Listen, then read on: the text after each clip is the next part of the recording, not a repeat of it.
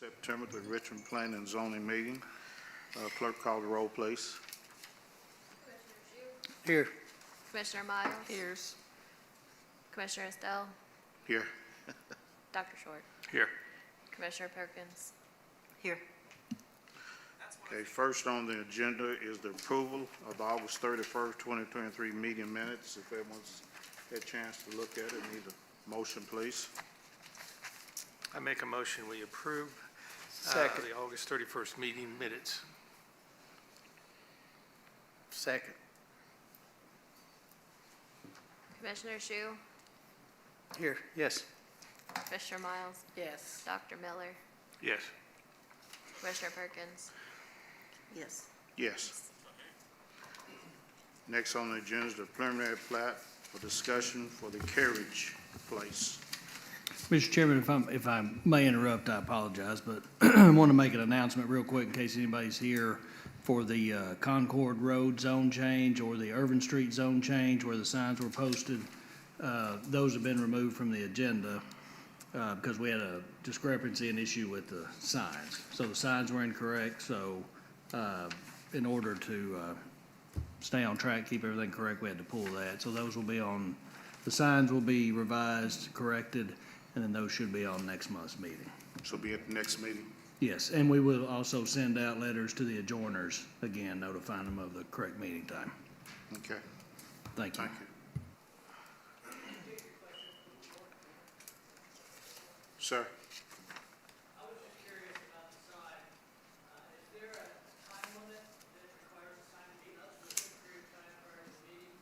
Because I just noticed the date, several days ago. It was the exact same sign that was before the board a couple months ago that was needed. I turned down, and the exact same sign, the exact same location was there.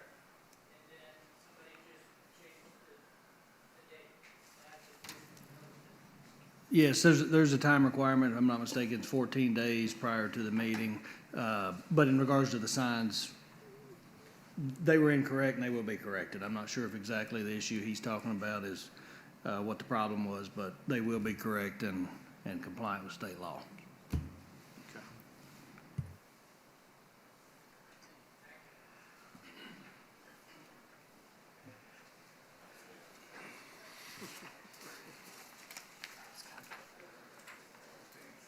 I had sign problems before you.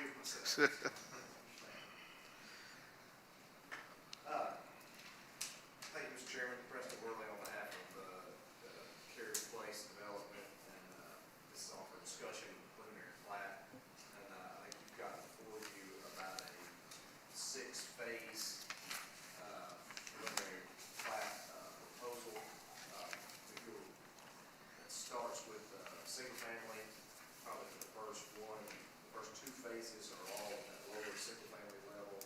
Then you've got phase 3 would be the start of multifamily, and it works its way left to right, both bottom and top, starting at the bottom there. This project was sold some time ago. Now we're coming back to take a look at it here. We've got Mr. Grant, Mr. Lucas, and the engineers here on it to answer questions, have discussion. I don't know the extent of presentation versus question you want in a agenda item that just says discussion. So, Again, what were you wanting to do on this right here? so we're having a discussion today, but then hopefully the next time we come back will be approval of preliminary plat. But it's all as a discussion item today. And so we'll walk through the development and then see what questions that we have, Okay, concerns that we can work through today. okay. Well, we've talked about it several times about placing R3 next to R1, and here you've got it again. I mean, you should have R2 and then R3 and then R1. You know, you shouldn't have it right next to R1. It's already zoned that way. It was approved for that zone. So this is just the preliminary plat phase. So that section of R3 was zoned that way when we brought this in all together about a year ago. And the reason that we put the R3 there, if you'll remember, there's R3 that it butts to.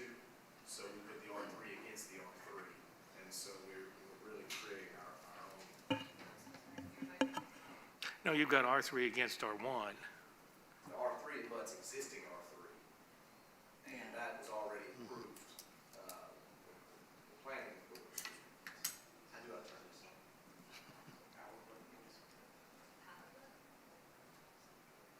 Do you see what he's talking about?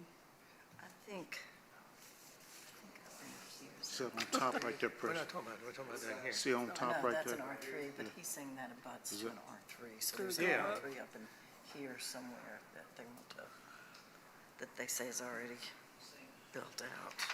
Let me see. Same for us. Is that on there? All right, thank you. Dr. Miller, it's not the existing R3 I'm talking about, it's not shown on this plat. There's an existing apartment complex, South Point Apartment Complex, that's just to the north, on that northeast corner here of what's shown here. But So the when part we- down here is where you tend to build. And here's apartments, and that's an R3, which it should be, and this should be an R2. No, so that was already zoned this way. So we're showing proposed apartments, which would be phase 3 and phase 4 is the apartments you're looking at. Then above that, not shown, are the existing South Point apartments. So when this project came through zoning, the way that the R3, R2, and R1 are situated here, and this is what was approved when it was rezoned. So tract A is, What is said, tract A there, the 21 acres, that was zoned that way when we brought this whole 100-acre parcel okay, in. but it hasn't been built upon. Yes, ma'am, that's right, it's not been. Okay, I don't like it. And I have a problem with all of those apartments coming through onto, is it Carriage Drive? There's a lot of you have one point of egress on this. Now, I know you have a proposed to the north of it, but a proposal doesn't indicate that it is going to happen.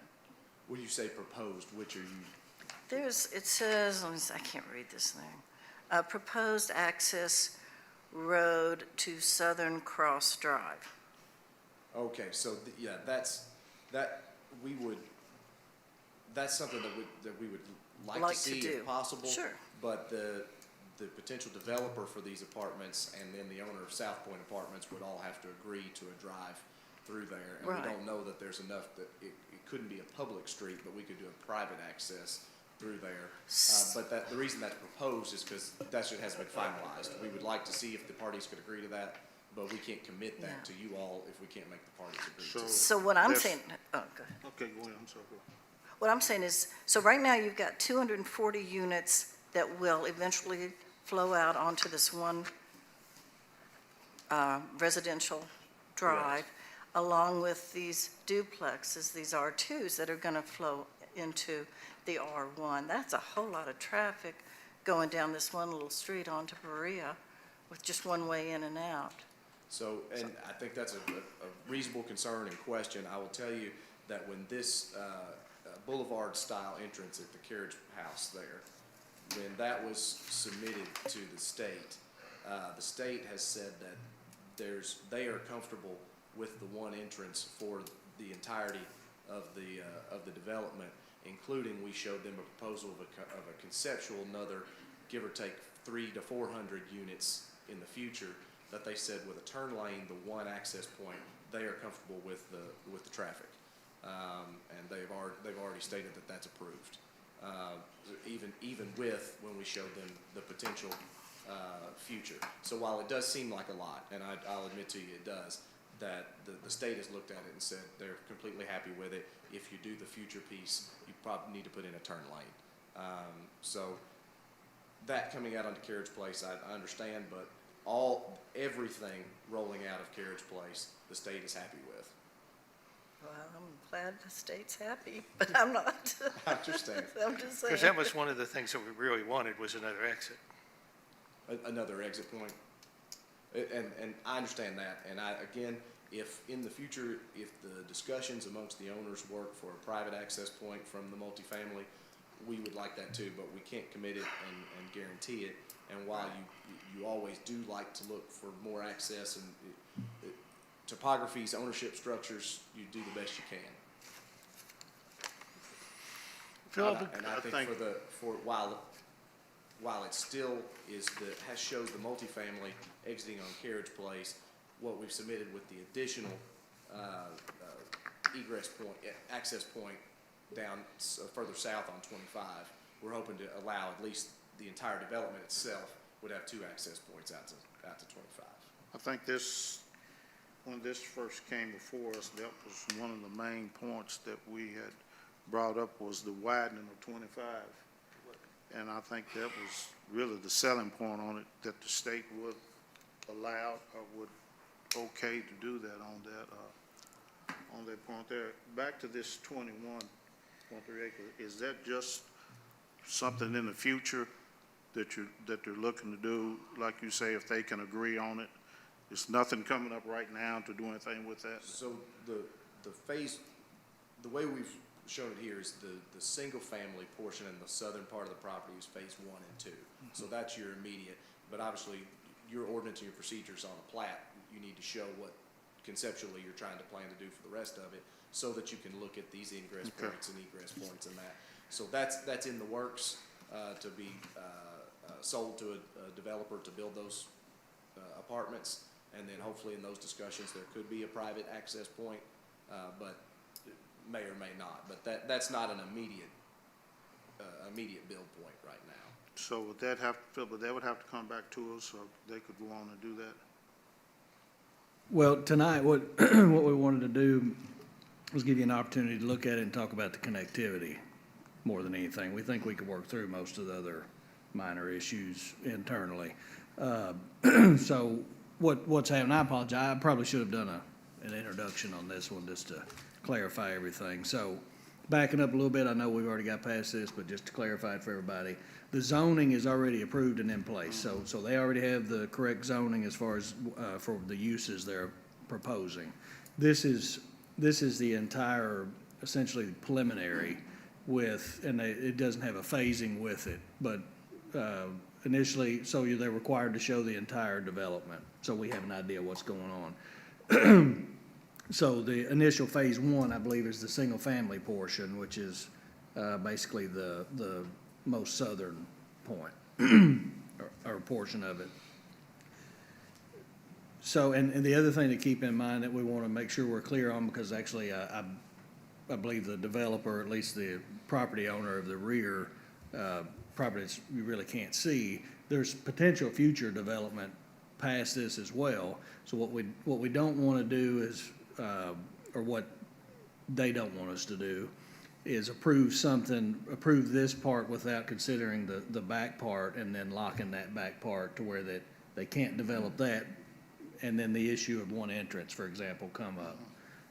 Am I somewhat right. correct on that? Thank you, Philip. So that, I probably should have previewed that too. While what's going to be before you in the next meeting, hopefully for approval, will be this plat, however it comes out.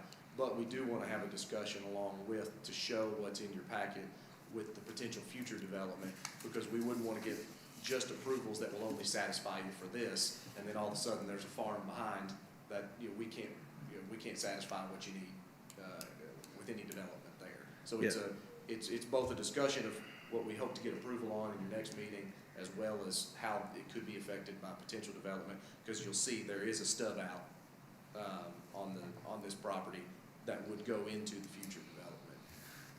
And so the hope tonight would be to discuss it. Just We discuss have an idea of what you would like to see, and then we work with the developer internally, and then come back next month with a fairly polished project and proposal, and then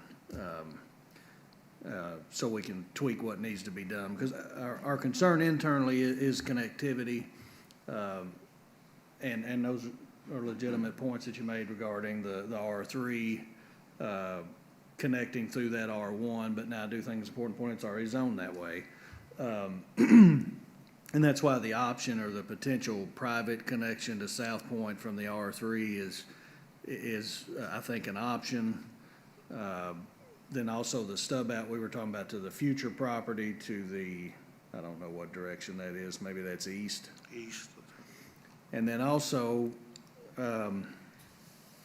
and I'm not sure this really has anything to do necessarily with this, the group that's developing this project, but the South Point project, there were a few things done at that time, I think, that satisfied their needs at that time, the group that developed that. And it's made it a little more difficult to connect this property to that. So we've got some issues. So for example, I don't know what that's proposed. Can anybody see that? What's that say? R2, No, that street name. Carvana, Caravan. Caravan, that's, I don't have the laser either. But you can't see the South Point development.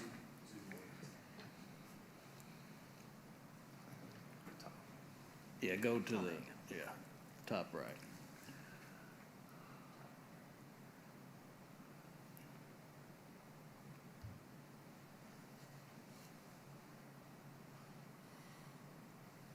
Yeah, so that top, what you see, that cul-de-sac, there's essentially a temporary cul-de-sac, but the South Point development, there's an intersection across that could possibly connect to. The problem is there's a detention pond there. So if that connection occurs, then something has to be done with that pond.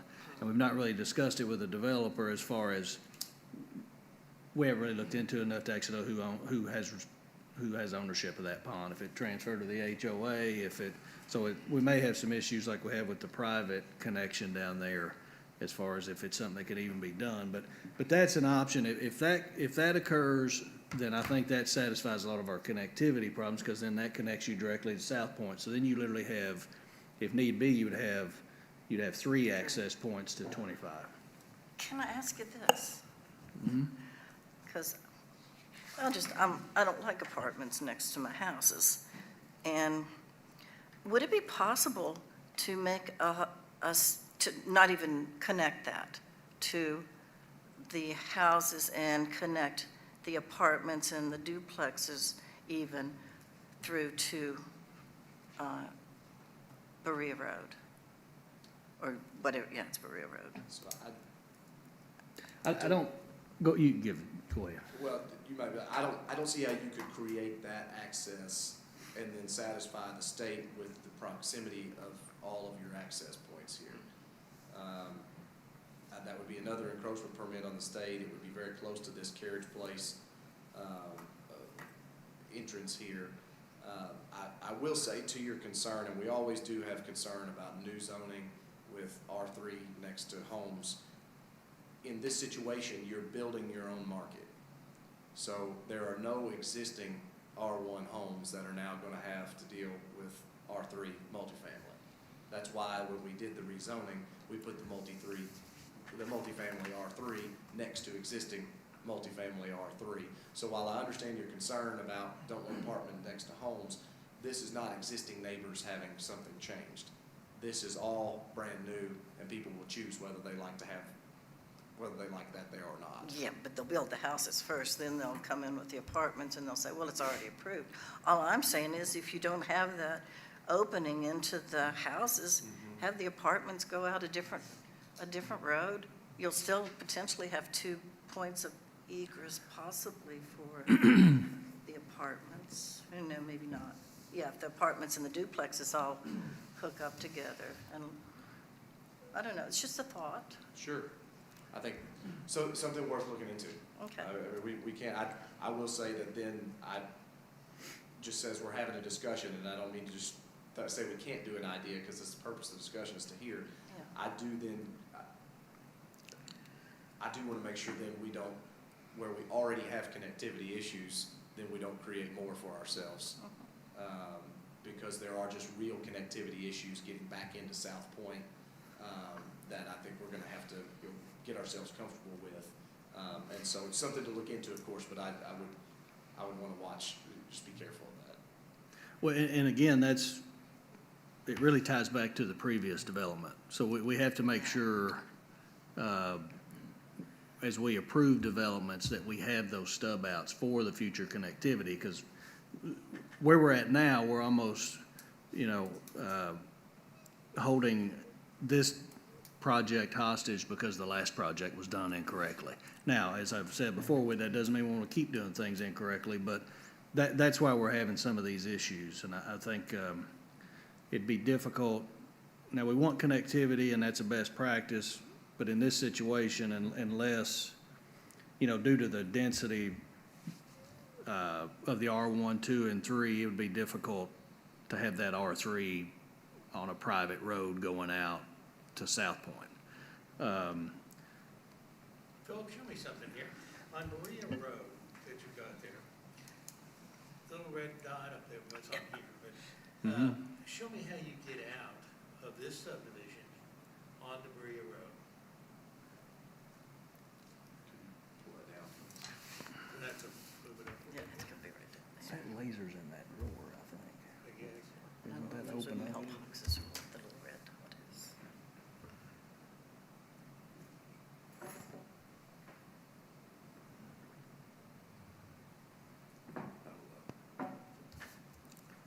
We have a laser somewhere that makes things helpful. I apologize. Well, I see the carriage gate, The- Well, there's the red. Sure, whoever wants to be the laser, I'll be the laser. now, we're in trouble now. I didn't know that was you. We shouldn't have done that. So here's the entrance. Here's US 25 Maria Road. This is the entrance. The red dots you're seeing, that's the existing carriage house. That's the double arch doors. Carriage house. Boulevard style entrance, go around either side of that. If I don't get in and out, if something happens on the side gonna block, the other side could temporarily work in and out in an emergency. All right, that's good. And this is actually a revised plan. I don't think anyone has noticed that we are trying to provide a second access point to US 25 here as well. That's so busy. I live out that way, and I have a hard time getting out of where I live at. Every morning and afternoon getting in. So that's just another, I live at the first phase of the It doesn't have subdivision. it yet. This is one. And then the other one. I have a hard time getting in and out of there. It's busy, Yeah, it's busy. This, It's- again, the state's looked at it, It's right where in they've here. done their widening. so Right. They're comfortable with this. They Now, in kind the of left future, a little if we do the second piece that we may be talking about, they would probably require a turn. because it's not a widening as you go on out. It's just one lane going out, so that's, when it gets backed up, it gets backed up all the way to Kroger's. Yeah, can you imagine the traffic on this little road? Dr. Mo, what was your question on that? I was wondering how you get in and out. That's what- Yeah, that he was showing that. That red dot. Yeah, I think That's Alan made a good point about the multifamily connection. Part of the reason where the connection back into Carriage Place is to turn into the multifamily as quick as possible, so as to prevent as much multifamily traffic through the development. Okay, yeah. If you'd put that multifamily in the back, then that, you would be adding all that traffic. So while I understand the concerns still, we try to take that into account by putting it as quick a turn in as possible. What is it there, 96 lots before it turns in? Looks like 1, 2, 3, 4, 5, 6, yes, sir. That's the entrance into the multifamily. They could have, 5 or 6 on this side as well. So the first dozen homes or so would even see multifamily traffic. Show me where the Shell station is right now. It's not on this drawing, it's to the north. It's way up. Further to the north. Further up. It'd be way down. On the existing South Point apartments, then Yeah, then Shell. then the Shell station. And as Mr. Williams touched on earlier, nothing was ever provided to access this farm for interconnectivity. And again, two wrongs don't make a right, but there's really nothing been provided to connect to. And then again, we're providing 2 access points, just technically 3. The Boulevard style counting as 2 in the works. If we connect to South Point, it's very difficult to do. And then also, all you're really doing is connecting right back to US 25, a quarter mile of road. So that It's not providing access to Gibson Bay or the Colony, Talpa. You're never going to get to anything other than a quarter mile of road right back home. So I think that's kind of what Philip was getting at here, that a lot of this discussion, at least from the perspective of the developer and the applicant, is how do I get ourselves comfortable with the fact that we may not be able to provide the connectivity that you would normally like to see because it's really not available to us. So how do we make then this piece of the development as strong as possible, and then think towards future development to the east, knowing that what we may have done in the past inadvertently created an island out of South Point. And now it certainly has 3 access points onto 25, and those folks can get in and out all great. But our newer concepts of connectivity are really and truly not accomplishable practically in this situation. So at the present point, you really have no entrance to South Point. The only potential, and this is not popular, I don't think, Up here, yeah. the only potential is the one I mentioned earlier where there's a detention pond there, and it's something that can be done. It's just a matter of, the logistics and working it out and trying to figure out how redesigning the pond and doing some things. It's certainly an extra expense. So I would just say to that, which we all know it can all be done with dollars and dynamite. But I think the issues we have there, that it would be about 1,000-foot of road. I'm told, several thousand cubic yards of concrete or of soil to be moved, a box culvert, all this sort of stuff. So it is very expensive and would affect the affordability of the homes in the project. But I think one of the biggest issues, what would normally have been a stub into future development is a stub into a detention pond. And that is owned, my understanding, by the Homeowners Association of South Point and is maintained, I know, by the Homeowners Association of South Point. So in order to put a city street through that, not only would it be expense on this project, but it would require dealing with the homeowners of South Point. Whether they want it or not. Yeah, yes, sir. And I think while we all as planners and planning professionals try to, as we want to build in as much connectivity as possible, I think we all know that existing neighborhoods that aren't connected usually push back to being connected.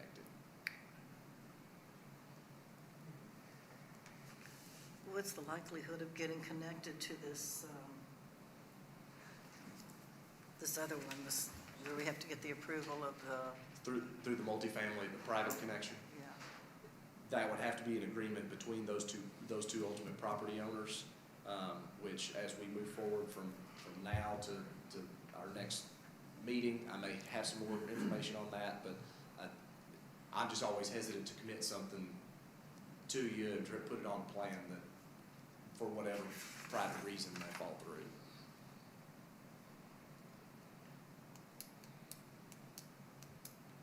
So, like I say, this is only a discussion tonight, right? Yes, sir. Unless we can figure out some way for connectivity, this is going to be fun.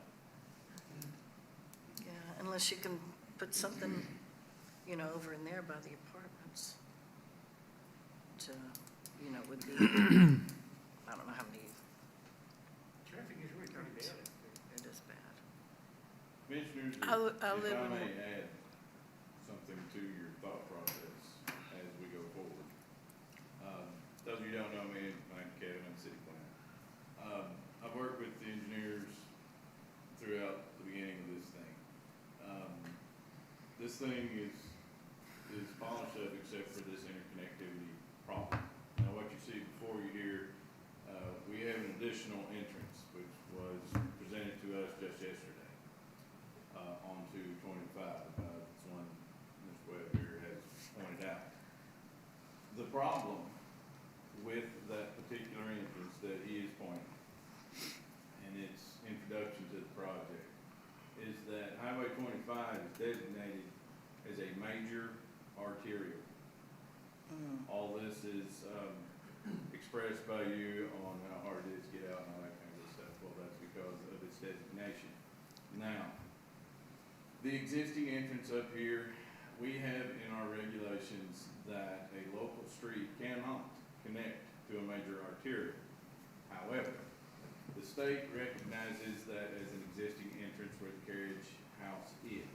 We don't have an issue with that. It's an existing entrance, we accept that. The problem with the new entrance is that it's brand new.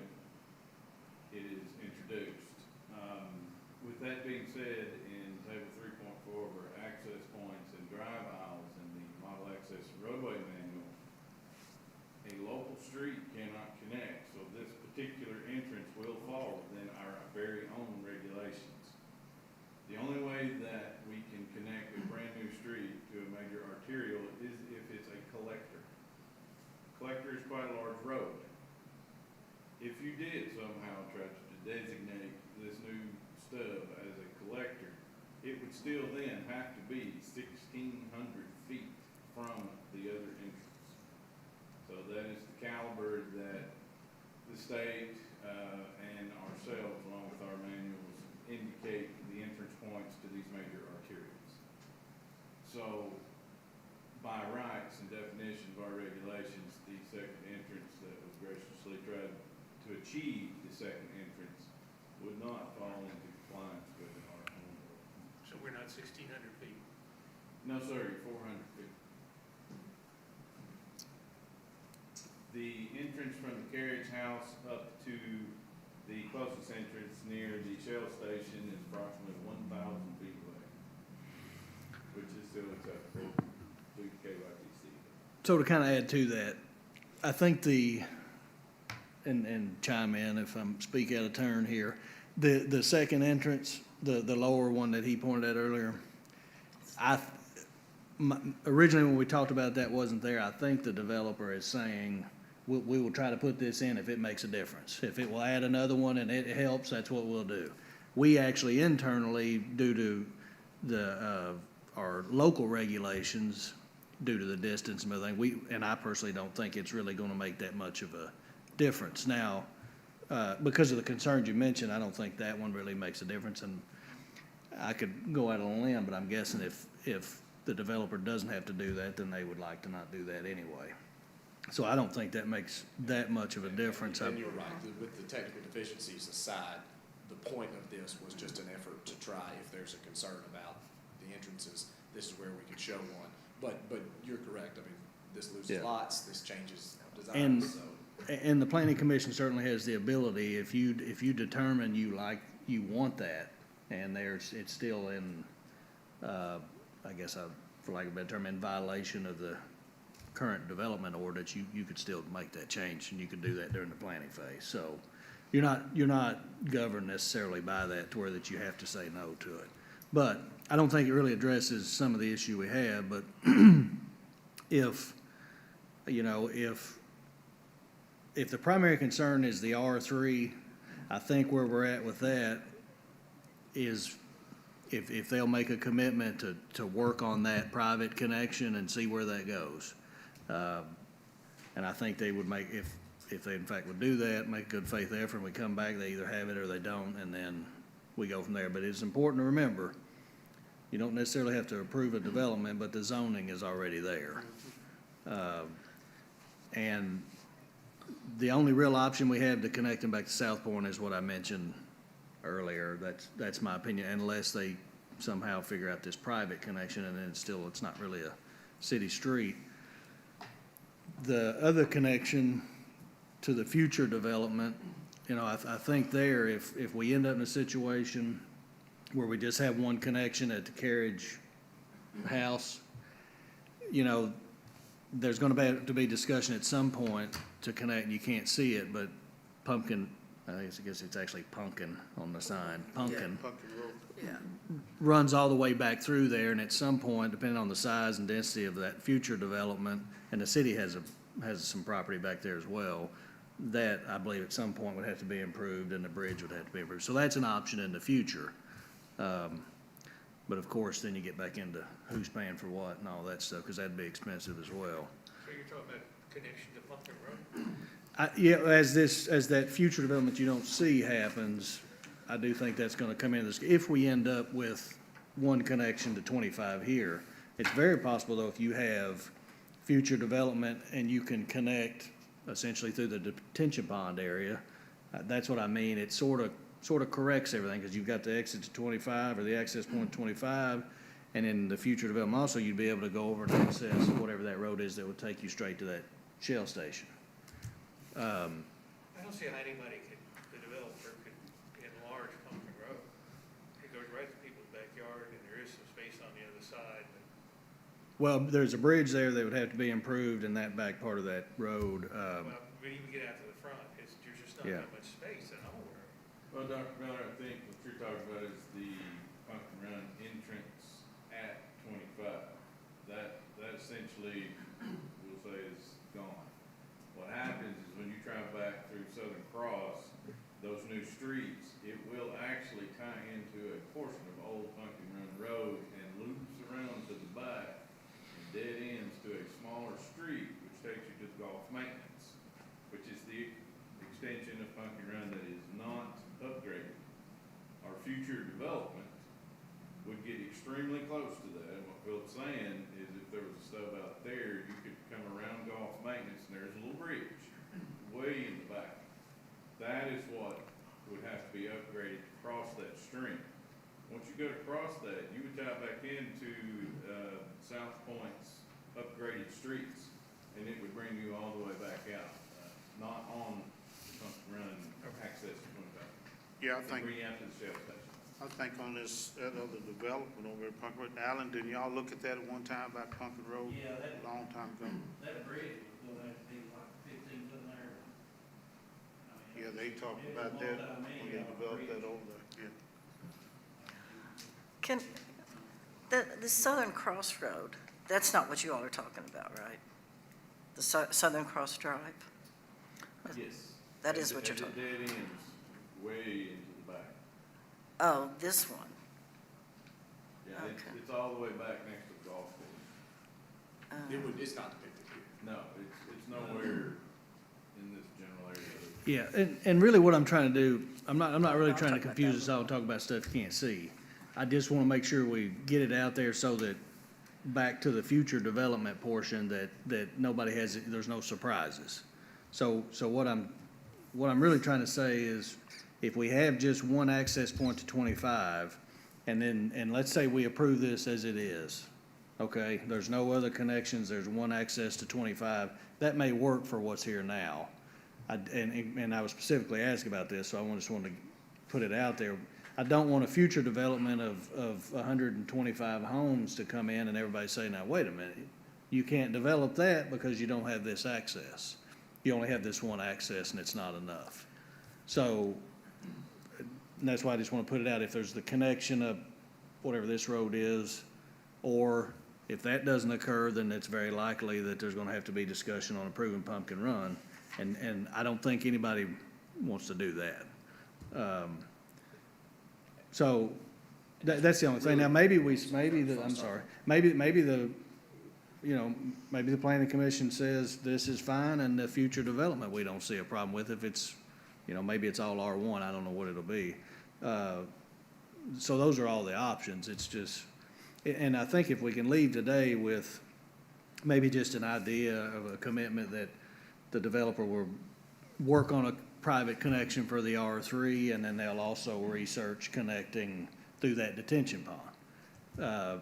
And maybe they come back with, can't do either one, or maybe they say we've worked this one out, not the other one, or it just is what it is, Because we are truthfully in somewhat of a situation of it's already zoned this way. It was recently annexed and zoned, obviously with the intent for this type of development.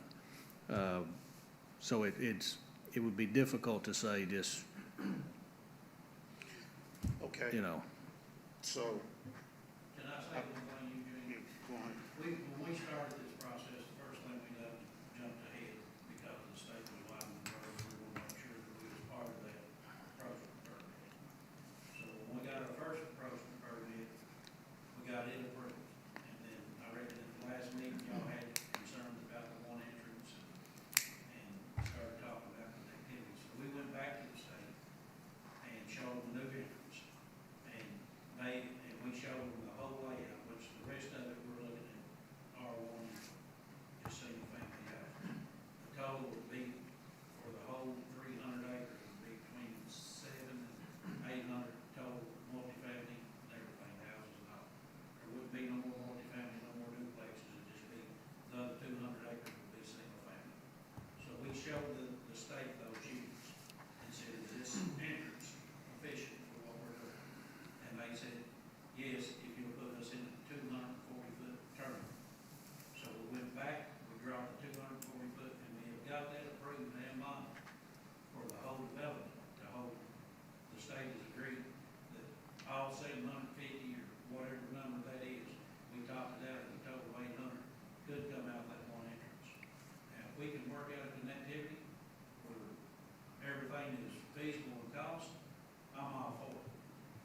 same time, I can't make people do something that I don't want.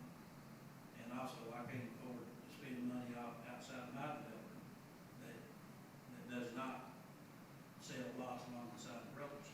So if I could, from what Alan said, along with what Philip said, put those two together, I think what we're wanting to show you here is what we're proposing from a safety standpoint and traffic standpoint. The state says they think it's okay, the state highway traffic engineer. Even if we add the potential future development, state highway traffic engineer says okay. So now what we have to look at, because I think we've satisfied the traffic and the safety, now we've got to look at what are the way that we like to plan things here. And we like to have our connectivity, and we like to do this, and are we going to be comfortable if, as proposed, with what's been presented to you with the state highway traffic engineer's findings, you're okay with this, with what would be less than ideal connectivity, that's great, and we'd like to do that, and we can commit to still try with the private access, and we can show you more about why it's right now not feasible to do the connection where Philip's been talking about. But what we'd also like an understanding of is if you're okay with this right here, that's great. We're zoned, we want to do this, but we don't want to build this in such a way that then if we come to you in a year or 2 years with the extra, then you say, well, that's completely different than we understood it, and we won't allow that because you don't have the connectivity. So I think we're just trying to get a little guidance from you on what you would like to see there. And obviously, future development's going to be future development. A lot may change. Okay, Well, you just have to determine if it's worth it for the connectivity to South Point financially, and to the people that live there don't want it. Is it worth it to do that? And the other thing I have is the future development, is that Mr. Grant comes back and he has this developed on out. Is the state going to think about letting us go back out on 25, Berea Road? Are they going to allow us to put an exit there, or are they going to just take it, cram it all out just one exit? Because that's going to be a problem. So before you start development again, I think you need to get the state to kind of commit to something. As long as we put in the turnaround. yes. Yeah. And you do something for the state to commit, because otherwise he's not going to be able to develop. And I don't mind development going on out, but it needs another exit. Now, the question is about South Point interconnectivity. I don't know. I mean, it'd be nice to have it for us to say there's interconnectivity, but again, cost. And again, the fact is that, some of the people don't want it. Well, that's the thing is, they don't know either how they're gonna connectivity on that. Oh, but my person, are we satisfied with what they've got right here? I think it's the best you're gonna be able to do. Okay, I now, well, I don't I do like too. the traffic out there. I wish they'd do a new 4 lanes out there, instead of all the way through it, but I don't know what else to say. It's a racetrack out there. Well, I think that was, again, that was one of the things we knew that they're gonna widen that out through there. And that was what we was concerned with, about widening. And I'm gonna tell you, the way Richmond's going now, we're gonna run into traffic everywhere we go. That's just it. And some things we can't sit around and wait for the state to do, because if they do that, they'll never get nothing done. But we're gonna run into traffic everywhere, and I feel for people that's in that traffic. But what can you do if they say it's okay? And that was our concern over it. And if we're happy with this, and then we can work on the other connectivity and maybe another exit out through there. If you could work on that and then get back and see what we can come up with on. That's helpful. Is that what the commission is? You know how eminent domain works? And can you ever do that with a proposed roadway? Theoretically possible, but not very likely that the city would take that on. Yeah, I was just wondering if we could force the other parties to agree to make it a It's collective road. theoretically possible, but the city's not really in the business of building roads. That's where the planning comes in here to prevent things like that. And that would be a discussion with the city commission. We understand it's very complicated and very It is. It is a very serious legal issue. Very domestic property rights. Is any more questions on? So if we, connectivity and then other interest, and we're happy with this right here, and work on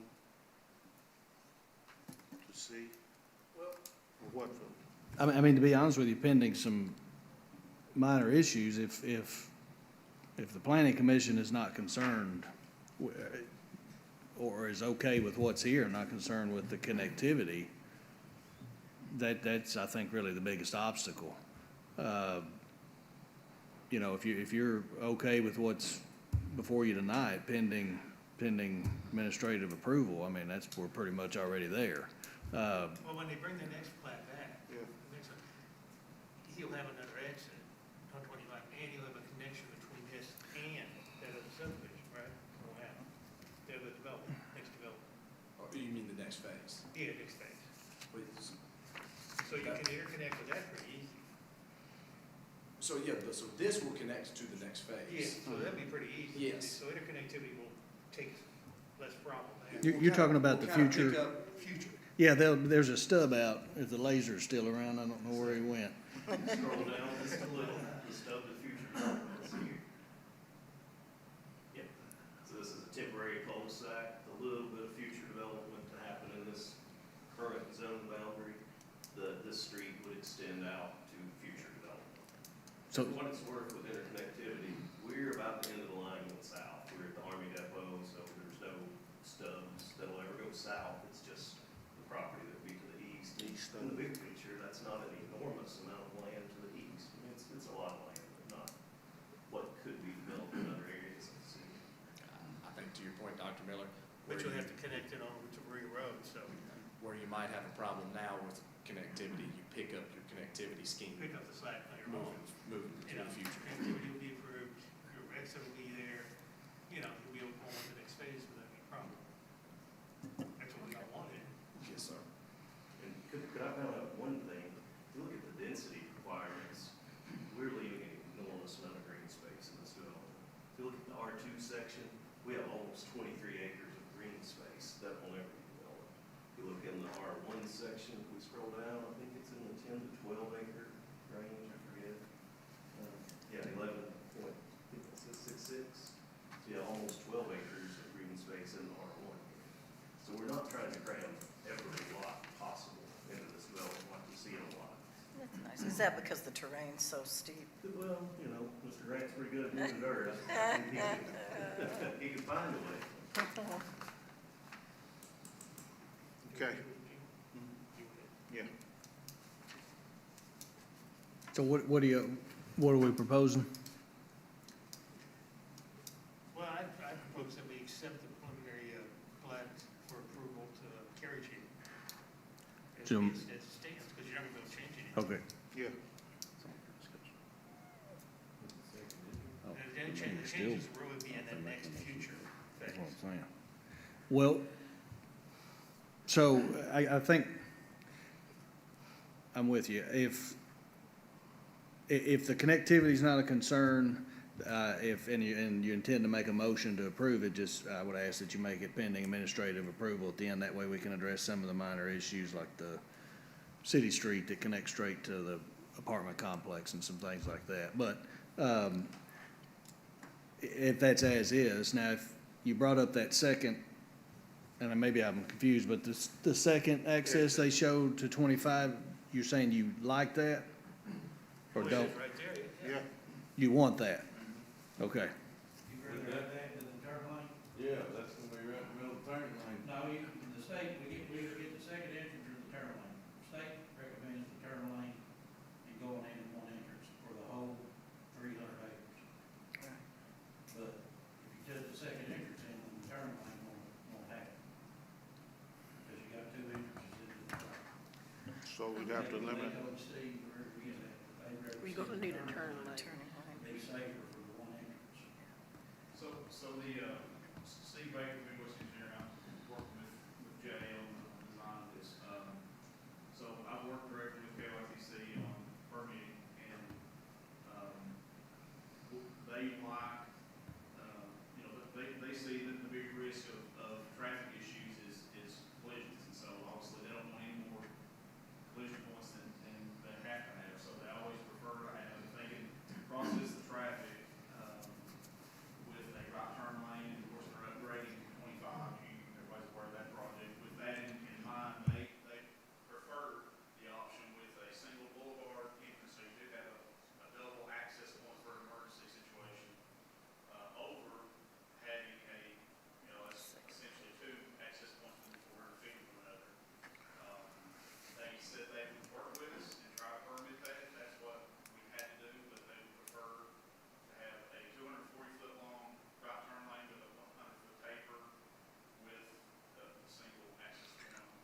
So, so you were saying it'll be right turn only, no left?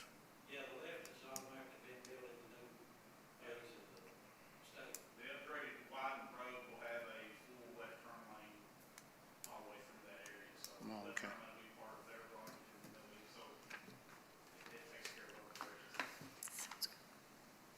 So it'd be just like another exit. So you want to try to put that in? If they gonna make a left-hand turn, Okay, right? let's go ahead and amend that then, approval with,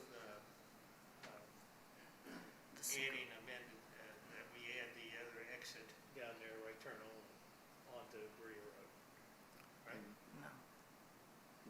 No, I And don't you think say we with want the that at road all. development, it would be a left-hand turn? Yes. It'd be just like it is now, turning into the Shell South Line. The turning lane, the turning lane. So, Except for, I think we've got confused about the Yeah. right-hand movement. The right-hand turn lane would be off Berea Road, correct? Right. Yes, yeah. To the left. And then So the, the state is saying if we only do one entrance, the boulevard style entrance at the carriage house, that we'll have coming northbound into Richmond, a 240 feet right turn lane. The state, with the widening project US 25, is going to be putting a left turn lane the entire way, the center turn lane. So it's getting us a left turn lane in, we would be building the right turn lane in. If we do this second entrance on 25, it's impossible to do the right turn lane. So you're basically choosing, do you want the single entrance with the right turn lane, or would you prefer two entrances on the 25? Yeah, no, you don't want the two entrances, you want the one. Just the one. Yeah. Okay. So basically, we're accepting the way it is. We would need to omit the secondary entrance. We would amend our Because- plan Okay. to do away with If you that. have that, then they won't give you the turn. The exits are too close. yeah, I understand that. So as they cut, I want to just address this now. I don't know, I can't tell what it's called, but the city street that turns at the intersection goes straight into the multifamily. Yes, that portion, that short portion would be changed. That would not be a portion of a city street. That would have to become a private, like a turn into that. We don't want the city street to turn and dead end in that development or into that site plan. I see what you're saying. You see what I'm saying? That would be a private, this, I think it's similar to what we did in a different development, You yeah. can do it private, put cul-de-sac in. So the other thing too to point out so we're all on the same page, what they've proposed, if you go with that's fine, but the R3 development, you're not approving that site plan.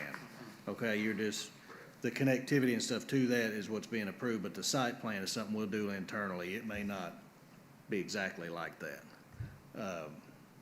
Am I making sense on that? So that's, you're not subdividing that up, yeah, yeah. Yeah. Long story short. Yes. So if you're good with this and you do make a motion, I just ask you make it upon administrative approval, and that way we can get all those checks and balances out of the way. Okay. I'll stick with my original motion then, that we just approve it. Ready, second? Okay, I'll second.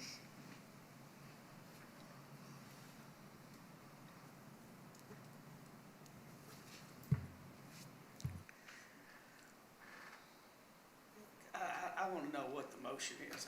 Don't get me wrong, I've sat here and listened to this. Is it one turn lane, is it one, just with one, not two? Okay, all right. If it's a motion with one turn lane, one entrance, go ahead. I just want to make clear, that's what it is. I'm a little bit confused. Commissioner Shu? Yes. yes. Dr. Miller? Yes. Yes. Yes. thank you all very much. Have a great night. You got anything else?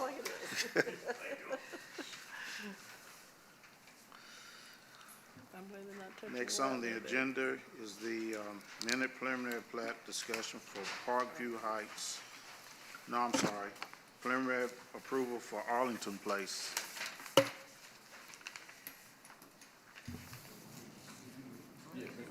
is R1 two? Which one is R1 two now? And just an introduction on this one, I'll do it, this one, since I didn't do it on the last one. This is the development, if you're going down Taves Creek, and if you're familiar with Gray Oak subdivision on the left, this is past that.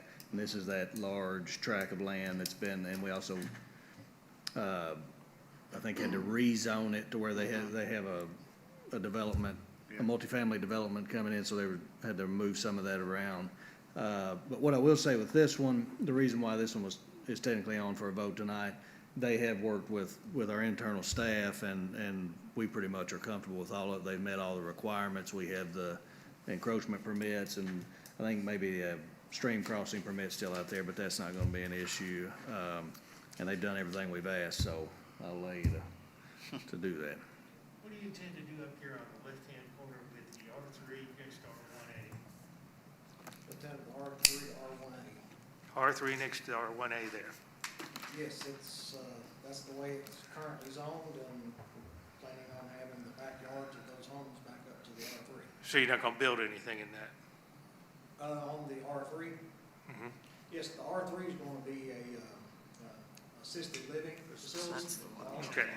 And that's really the primary purpose, one of the primary purposes for this preliminary plat is to provide them access. Okay, so assisted living up there, okay. Yeah, we've had that discussion, but that's the same developer that is on Killarney. Yeah, That's, not sure if the development looks exactly the same, but it's the same group. they need more land for that to do that. Okay.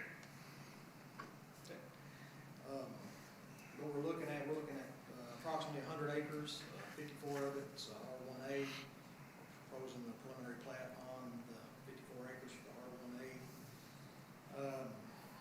Roughly 94 lots, up to 4 detention basins, that's needed. Like I said, all the permits are submitted for this, in correspondence with everyone. Basically here to answer any questions you have, and that's pretty much it. Philip, you say everything was in line with this? Yeah, they've done everything we've asked. We've also requested that they separate, actually, because it addresses a lot of what we just talked about. The R3 portion of this is technically separate from the, Separate from that. now, I'm not talking about the R3 at the top, but the R3, that's the larger tract that's on down, is separate, and it has its own access point to Tates Creek. There's also some R2, that will come in on a future development plat, as preliminary plat as well. And it's kind of grayed in there, so you can kind of see, what we're anticipating. Where's your Just- green space? Excuse me? Where's your green space? Green space. Green space, we're meeting all the requirements of the green space, predominantly around detention basins and the mailbox areas. We've got some gazebos, some picnic tables, and things of that nature. We have a trail around the berms of the detention basins. The statistics are shown up there in terms of recreational area and things of that nature. We're meeting all the requirements that's been set forth before us. And the couple things, the R1, the subdivision that you see, all the subdivided lots, that's our largest, our residential lots. Normally you see R1C, this is the R1A. The other thing that's much like the last one, the multifamily tract that you see to the far right, that if that stays one large development, then there'll be a site plan for that, that we would do, internally, but however, if they come back with, say, some development where they want to try to sell multifamily tracts, then that would come back to you for the approval of the subdivision of the land. Okay. Any more questions? That's gonna go all the way down if they do that. How far down is that gonna go? You talking about this, like, far right point? I believe that, correct me if I'm wrong, does that go to the bridge? That goes to the bridge, Found the intersection. 75 and takes me through, yes. Yeah. And the entrances are located across from Westover Avenue and Kit Carson School, and that's exactly where the state wanted them. So,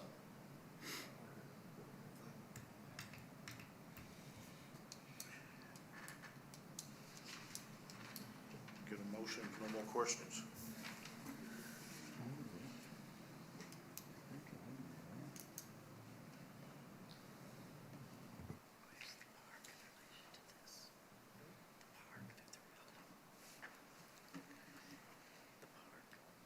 Oh, here, it's, you're gonna make the, that's the link, that's the areas that they're gonna put the green space.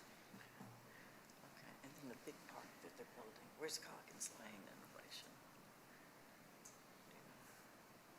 Where Calkins is, This is the road here, this is Tate's Creek, yeah. yeah, and this goes up to the other development, and this is where the Z was. Any questions? No, anybody else? Get a motion? I make the motion that we approve the plat.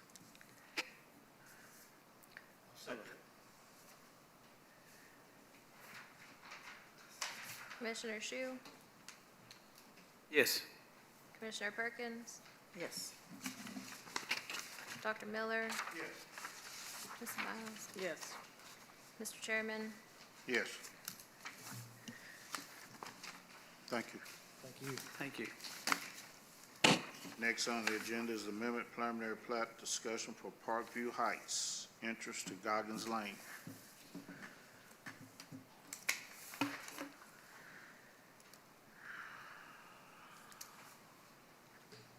Mr. Stell, members of the commission, thank you for letting us come and talk to you a little bit this evening. My name is Jeremy Rigney, and I own a company called A&R Contractors, and we've been builders in Richmond and Madison County for almost 15 years now. And we decided to dip our toe in development.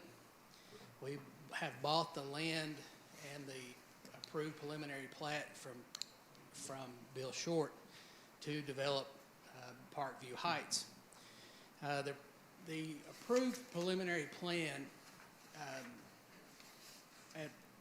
as it was previously, had a connection across, if you'll see Sequoia goes across the top, the north side, going out towards Goggins Lane, and then it connected on over to Goggins Lane, which we were going to have a spur out towards Goggins Lane and then cut it off before it got to the county road. We discovered that there are two gas lines that run across that corner, and try as we may, we just couldn't figure out a way to get that to where it would meet the gas company's standards. So we met with Philip and we met with Kevin out there, and so we've come back today to request an amended approval eliminating that spur. The other question that we had was the approved preliminary plat also had a sidewalk that ran up along Goggins Lane going up the hill. Well, as all of you all I know, I'm sure, that's pretty steep. That's a pretty steep hill. It's about, I think, 31 feet, Dwayne, from just at the very beginning of that.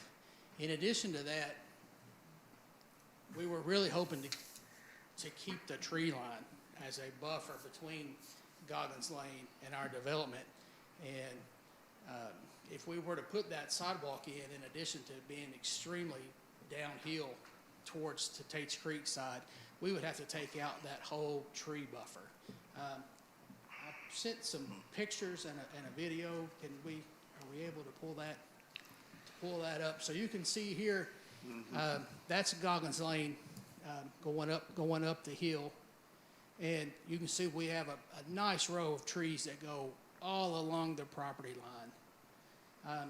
If you'll go on up just a little bit, there should be a video that will. Oh, you didn't get the video?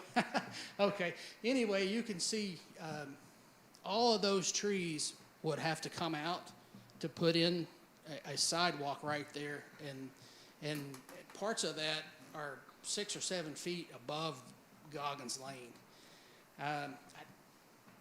So that's our request, is to approve an amended preliminary plat for those items. One of the things that we have said that we could do in place of that particular sidewalk is to spur a sidewalk. Can you go back to the plat? If you'll notice where Sequoia makes the turn and comes back down the hill towards Tate's Creek, on up just a little, if you'll scroll up to the saddle or to the, anyway,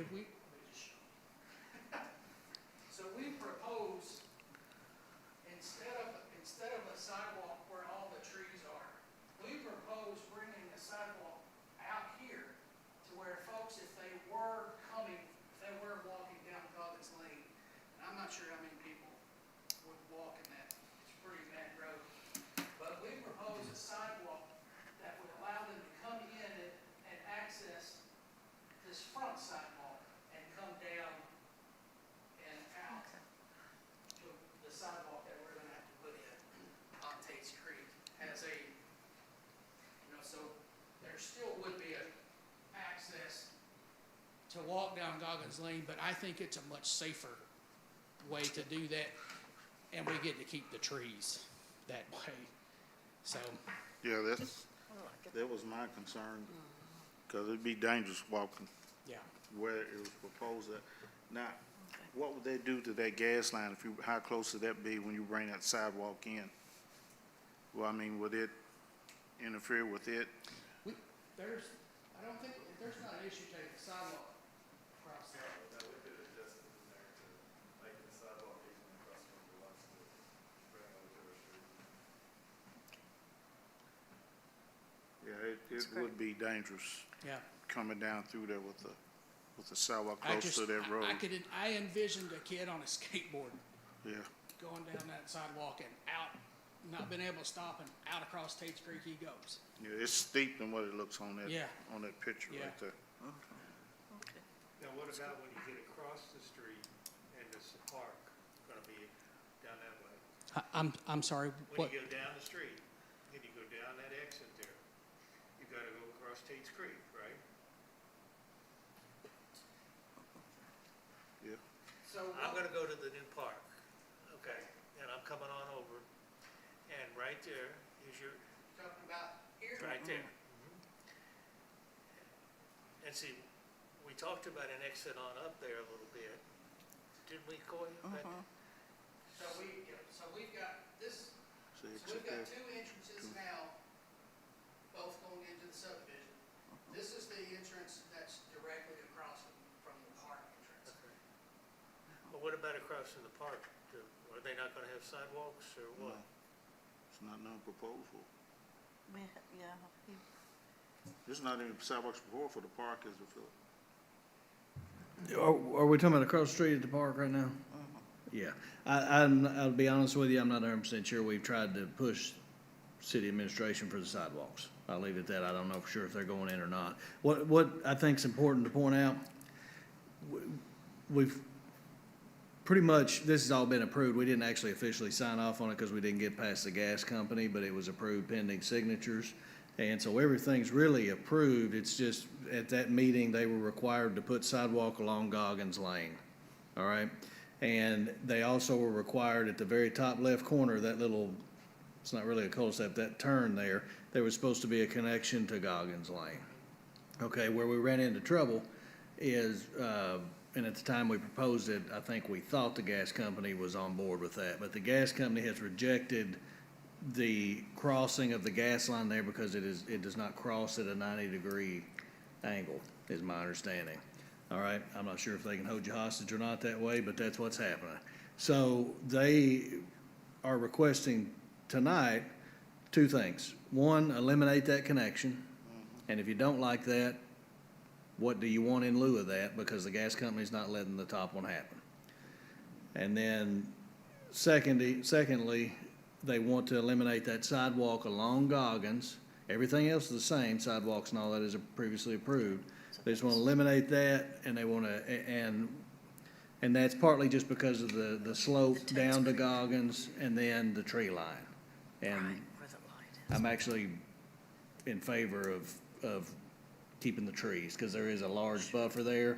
But I think we should have a commitment, or maybe identify it here, maybe this will Yeah, that's. make everybody feel a little bit better about it. If there is a way to identify that tree line as green space or something like that, so that an individual builder doesn't buy it and go wipe it out. Is that something we could do? Yeah, we can do that. So then that way we ensure we got the tree line, there's a buffer there. Then what he, I think, is, committing to is up where the arrow's at now, in that area somewhere, there would be, you have your normal sidewalk on the street, the interior street, and they're saying they'll run a sidewalk from there to Goggins. So if you did happen to come down Goggins, you know, up north, you could take that and then you would end up in this development and use that sidewalk to get down. So it's sort of a, kind of a way to meet in the middle. And we'll still have a sidewalk along Tate's Creek. Yes, sir. Okay, yeah, that's good. The,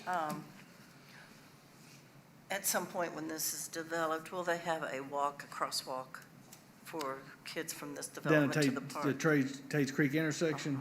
Yes, there Okay, should be, good. yes. Yeah, that's great. Yeah. I think the intent too is to try to slow the traffic in that area as well. I think it's 45 now, and we're gonna request to bring it down to 35, at least to that intersection, because we do think there'll be, not really, I'm not sure there'll be a lot more people, but there's gonna be a lot more cars. Yeah, but that's where we need access to I-75. I'm sorry, on that last I part? think we need access to I-75 from Tate's Creek. Yeah. Well, maybe you get the developer to commit to that. If you let them out of that sidewalk, they'll build that. That's right. One step at a time, please. Any more questions? I get a motion? And can I do one other thing? So we just clean it up. Instead of an amended preliminary, we actually I didn't sign the previous preliminary in time, so it became void. So really, you're just approving the preliminary as proposed tonight. Okay. Okay. You get a motion? I make that a motion that approve the preliminary plat. Second. Commissioner Shu, Yes. Commissioner Miles, Yes. Dr. Miller, Yes. Commissioner Perkins. Mr. Chairman, Yes, Thank you. thank you. Thank you, Chairman. Okay, next on the agenda is the letter of credit release for Ash Park.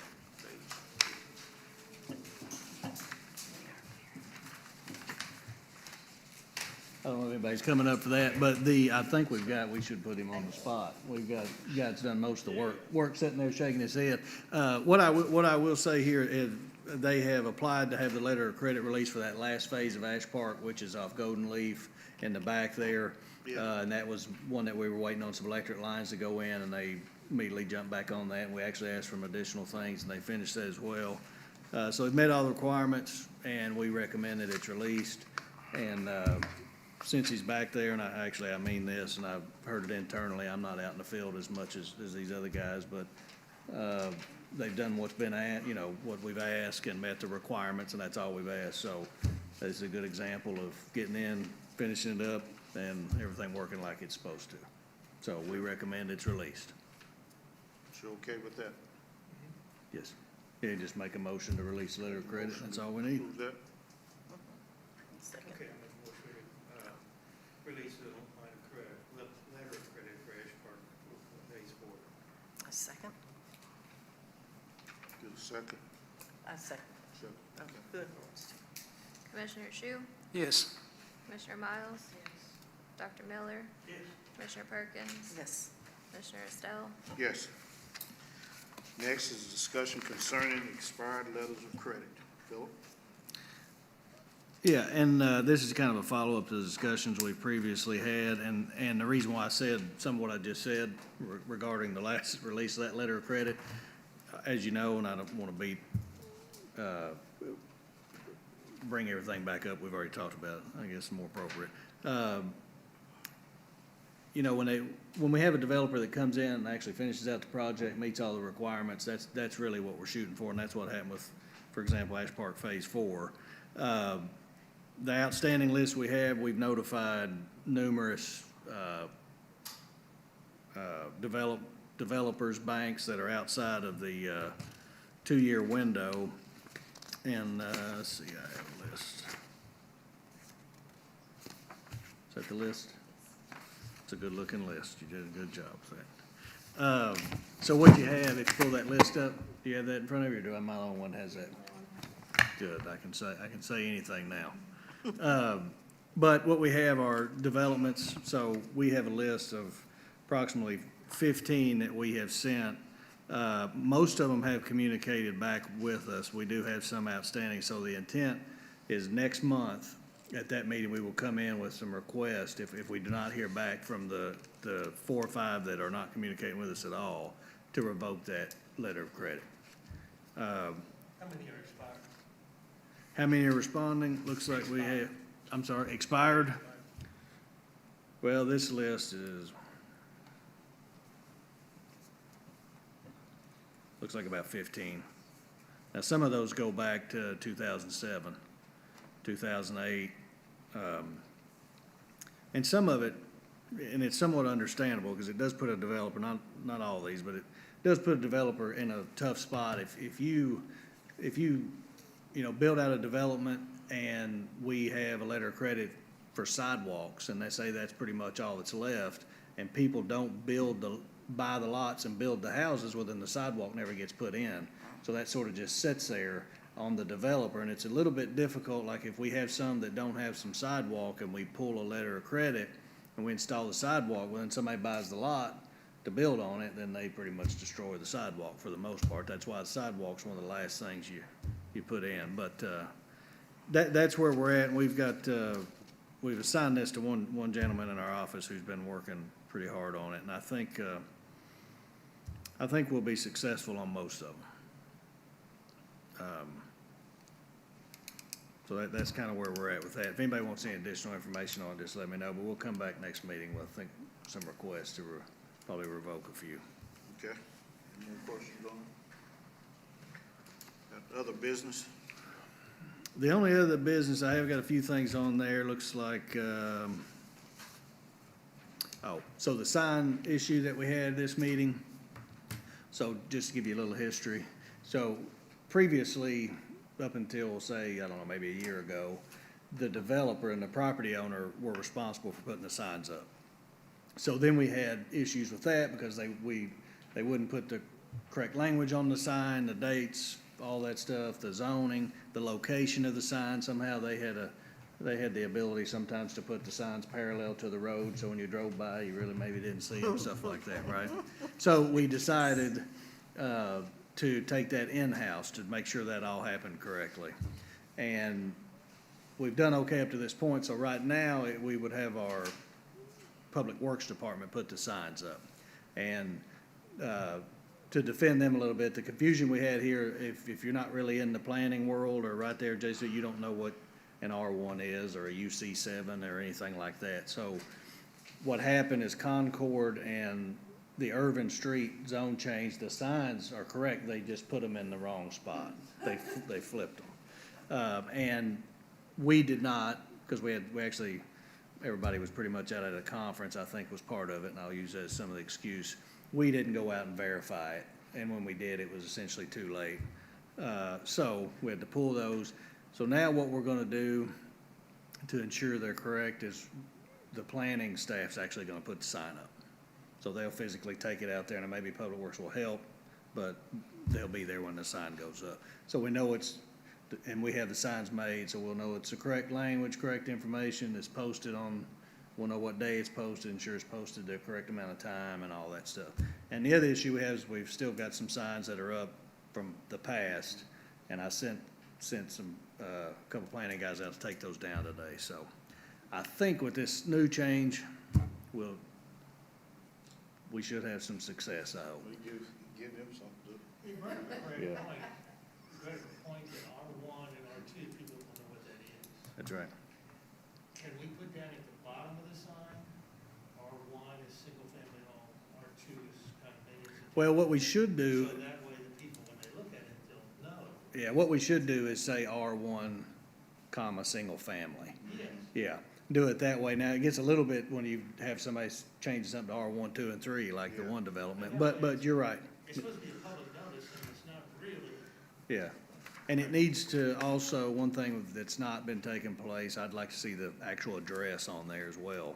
So everybody knows exactly, they could go, especially in today's world, you can, pull it up online and see what you're looking at and get a much better idea. So we plan to ensure the addresses are on there. I do think it's appropriate to have that description, so if it says R2, we'll have a comma, put duplex or two-family or something like that. Yeah. Yeah, that's a good recommendation. And any questions on the signs? So Kevin will do a better job next time on that. Yeah, do a better job on that. And we did have the adjoiner, as in the letters sent out and all that stuff was correct. That's why the people were here, so, I'm sure they, When I did see the signs, I did wonder how you were gonna build an R1, R2, and an R3, and a B on Neighbor Yeah. Lane. Well, I think B2 is an excellent choice out on Concord Road. I mean, we talked about density, but that's a little much. and the other thing I have that I actually didn't intend to talk about, but just want to beat the drum a little bit. As we have zoning changes come before us, especially if it's a large tract and they've got multiple zones, that is the time to really look at zone transitioning. That's the time, so we're not, behind the 8 ball later. The time now, or when the zone change comes in, that's when you say, okay, we can't do R3 there because R1 is right beside it. You've got to transition. And when we do it starting there, then it's a lot easier when we look at these development plans. And then also when we look at the development plans, in the future, we've really got to make sure we've got that connectivity, that ability to connect. It may never get developed past that, but one day when it does, it'll be there. So that's just something to consider as zone changes come in, and that'll keep happening. Like something if we can consider, Phil, on this, annexation and zone change, if we could have a work session. Yeah, sure. Because On the in there- Concord, or Well, just? yeah, I mean, we need, even if we could on that, on any of them, because there's some question, sitting up here and doing it is just not Yeah, at the time, because there's a lot of things can be asked and discussed, and it just takes us a little bit longer in the meeting. So if we could have a work session with zone change and annexation, that, I think it would help all of us, so we all be in the loop of everything that's going on. Could we meet a few minutes before this, or? Well, I don't know about that. I think we used to do it, yeah, yeah, the week before. yeah, we would just try to have them, if you want to require, for example, work sessions for annexations, then we would just try to schedule it prior to, I mean, they're gonna submit everything towards the end and then wanna be on the meeting and say, well, you have to wait. Part of the reason why we did the discussion, which you ended up voting on, but that was because we had tried to work through some of the issues, and that this meeting occurred really before we could get a work session in. So we kinda gave them the option, we're just gonna put it on there for discussion and have it, and then that way, if it was just discussed, not voted on, then they would have immediately been on that next meeting, and it wouldn't have put them back even further. But we can certainly do that. Now, the annexation, so we do the zone assignment essentially for annexations. So the Concord Lane you've already looked at. They're proposing something a little bit different, very similar, but a little bit different. Much. So if you want to do a work session with that, we can, Well, I but think it's something you've already looked at. Because it's made some change. They brought that R1 Okay, in there with that, and just kind of, people get cleared up. They think they're gonna go across that creek and on to. yeah, and we'll have to and that- do, And that's not gonna happen. It's just not there. yeah, so we'll have to, that'd be a public meeting, so we would have to have time to send the notices and everything out. If we do, Do it the week before the next meeting. yeah, Just call us, pick whatever time you got. 5:30, we used to do it at 5:30, week before. On zone changes, especially on annexation. well, we'll have to do them on a different day than 5:30, because I've got those other meetings on me. So we got code enforcement, Board of Adjustment, code enforcement, and then planning are on Wednesdays at 5:30s. 5:30, excuse me. So we'd have to do it, if Different we day. want to do them in the evening, that's fine. I'm not saying Yeah. that, we just have to pick some other day. Yeah. Sunday at 1 or something like that, if we want to do that. Can you tell me what they're proposing for Concord, or do you have I think it's okay to say proposing. They're, essentially, it's the same, except they're proposing an R1 portion. Single family. That's over by Concord. I live in Jennifer, and I literally have watched them connect Ash Park, okay, and build a little cul-de-sac down by there, and I can see the apartments at, right above where they are. And in my mind, if you drive back through there, drive through all their apartments, why is anybody gonna build, they're not gonna build $500,000 houses back there. Right. Because you gotta go through, first you gotta go through, you gotta go through the storage Yeah. lots off Urban Road, and then go through all the apartments. Yeah, yeah. And I apologize, we don't want to get in trouble, so we can't really discuss it, but I do appreciate what you're saying. So what we will do, we'll schedule a work session and do what we have to do, and we'll try to have it, it'll pretty much have to be that week before the next meeting.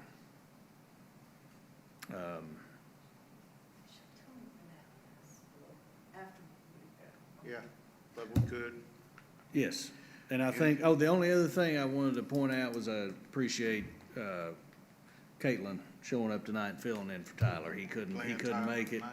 And she's, I think, wanting to do it full-time, so Oh, is she? as far as take over and do it all the time. Extra pay? But we do appreciate that, no kidding, did a good job, so, helped us out when we got in a tight spot.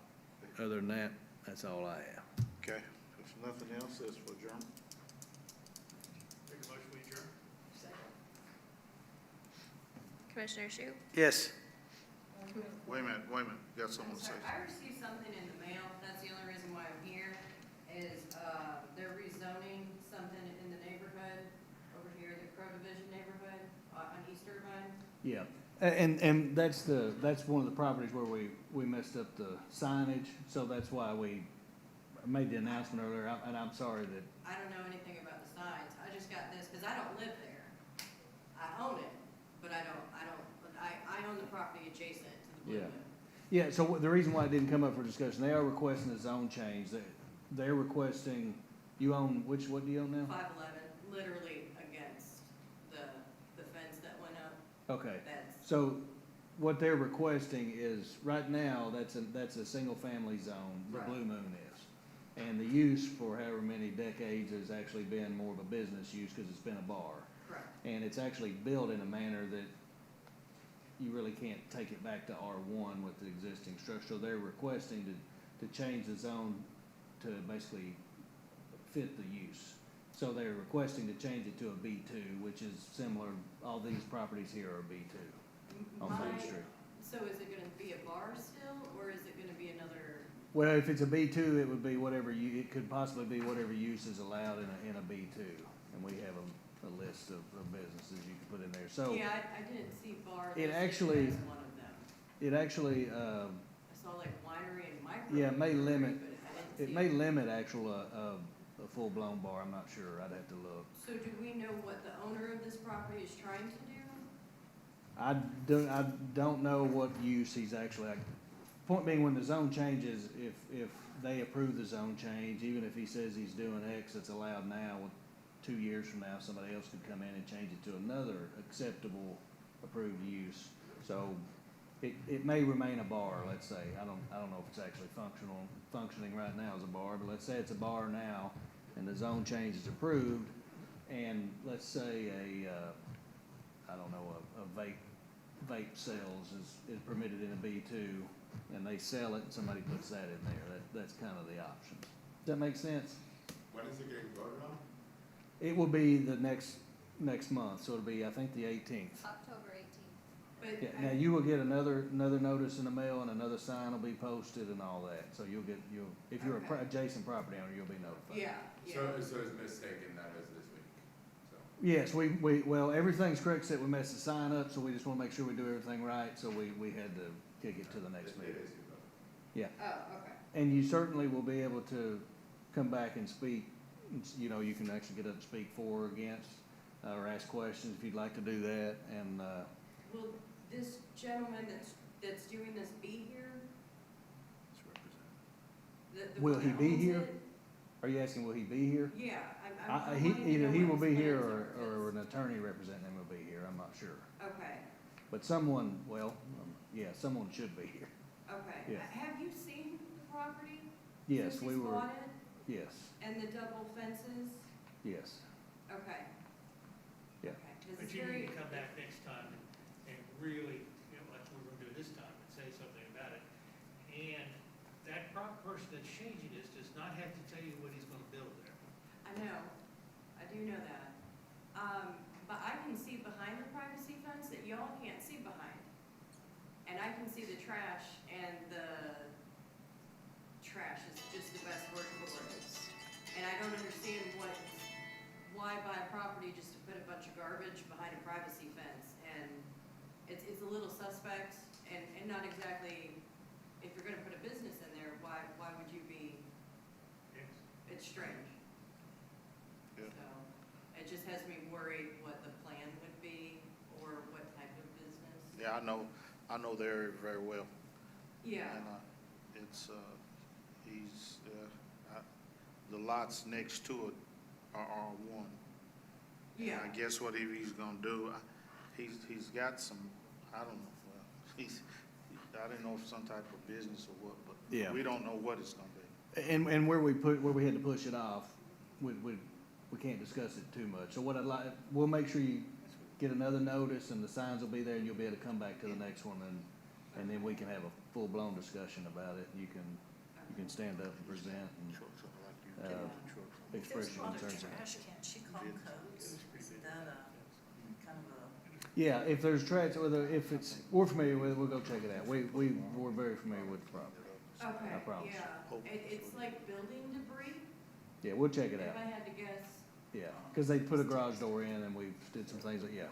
Oh, okay, yeah, Well, we fixed it. It's, okay. So Yeah, because there was a wood fence and now and chain link and wood, and, Yeah. yeah. It's just confusing as to what's going, and I don't want it to be, we did a lot to get our property looking nice, and then I feel like that the rest of the neighborhood was doing their part of it, and I feel like since we've moved from there, it's kind of slacking back off.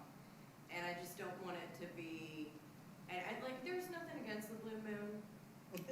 You know, it is what it is, but at the same time, if it's not gonna be that, then I'm worried what it would be. Yeah. Because the Blue Moon was a little dicey. You know, it's, yeah. yeah, well, I apologize that you came and, wasted your time, and we made the mistake, but hopefully you can come back next month. We can. Yeah, hopefully, okay, so, yeah, And if you can't come back next month, the information that's on that letterhead there, there's an email and some contact names and things. If you can't make it and you'd like to send a statement to us or something like that, then we would present that for you. okay, cool, Okay. yeah, all right. Thank you. We're just trying to figure it out. Okay, we have a. Thank you for asking. Yes. Yes. That's right. I was gonna carve in Esquire at the end of it. Thank you all. Thank you.